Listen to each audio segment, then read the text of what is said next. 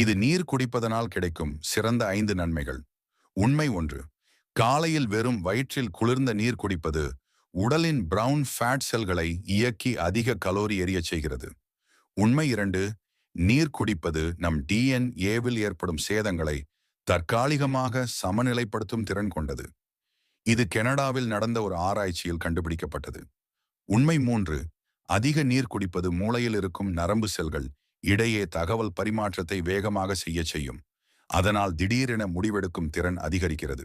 உண்மை 4. நீர் குடிப்பது மூட்டுகளில் உள்ள கார்டிலேஜ் மென்மையாக இருக்க காரணமாகும்.